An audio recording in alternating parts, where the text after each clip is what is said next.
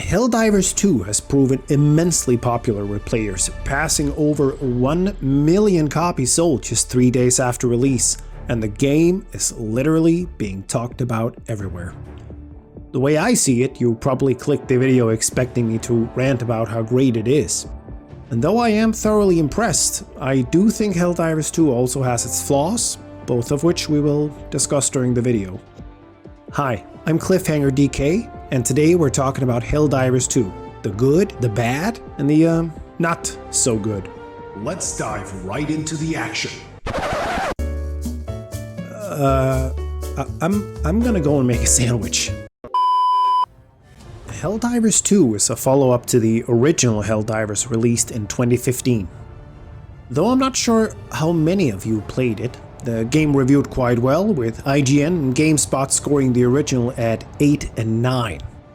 What is immediately apparent is that Arrowhead Game Studios knew that they had a winning formula already, and it simply needed to be tweaked, updated, and modernized to make a great game.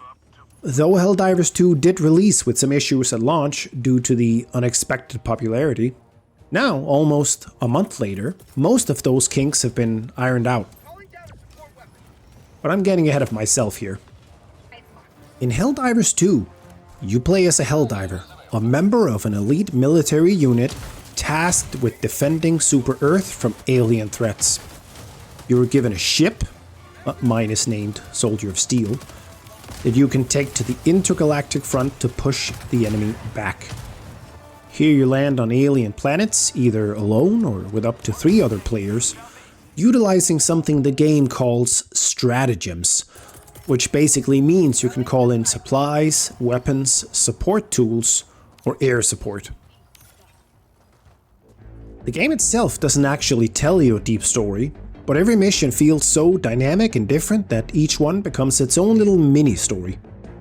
Though you can choose a difficulty which will affect mission type, amount and type of enemies, the game is terrific at keeping each mission exciting with great pacing. Quiet moments and complete chaos blend together seamlessly, and no matter what difficulty you're playing on, you never feel like you're left with nothing to do. There's always something new to unlock, and the game is great at keeping you on your toes.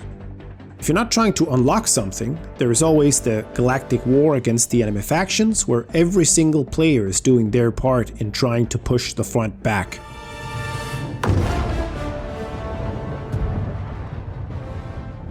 Though it would be easy to look at Helldivers 2 and compare it to other player versus enemy, or PvE, extraction shooters, I have to say that the game really stands out.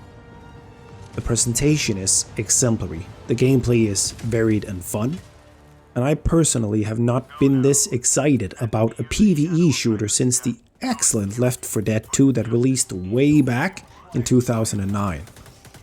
But solo players, be warned. This is not a single player game. Though it's definitely best played with friends, I have had more positive interactions with playing with random people in Helldivers 2 than I have had in most free-to-play multiplayer titles recently. However, if you do decide to strike out on your own, you should know the game will not care, and at higher difficulties, you will be swarmed by enemies. Which brings me to some weaknesses of the game. I really feel like Helldivers is missing some options in terms of verticality and movement. Your melee options are limited to a simple punch. The aim is very floaty, and quite often it's difficult to really figure out what surfaces you can climb.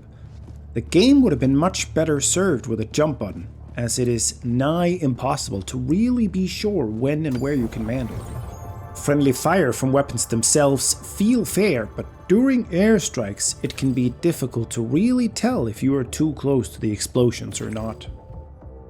But honestly, those are minor gripes in an excellent game. The atmosphere and the firefights are next to none, weapons feel punchy and diverse, and the game is full of oh shit moments as you frantically try to fight off enemies whilst completing missions.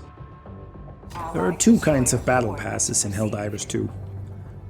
One is completely free, and though the other one can be bought, you can totally gather credits in-game to buy it for free. Normally, I would find battle passes obnoxious and intrusive. However, this is softened significantly by the fact that I can earn it freely. None of the items in it feels pay to win. And this is not a fully priced AAA title. This is a AA title with AAA gameplay that, for PC at least, can be found on various sites for a little over 30 euros. Even at the fully priced 40 euros, Helldivers 2 is an easy recommendation, and a game that I will be pulling out when playing with friends for years to come. But hey, those are just my thoughts of Helldivers 2. I'm genuinely curious what you think. What stands out to you about Helldivers 2? Will you be joining us in the Galactic War, or are you not interested at all? I would love to hear your thoughts in the comments below. And if you found this video helpful or entertaining, a thumbs up would mean the world to me. One thing is sure though, Helldivers 2 can be quite a mouthful, full of tactical options, several kinds of currencies, free and paid battle passes, upgrades, and much more. If you're just starting out, my next video is packed with beginner tips that you simply can't afford to miss. We're talking about advice that will elevate your game from day one and get you ahead of the learning curve. Don't start your adventure without it. On the other hand, if you still feel unsure what Helldivers 2 actually plays like, I made a video showing a full mission from beginning to end that really showcases what the game is like in the moment-to-moment action. Have a fantastic day, and thank you so much for watching.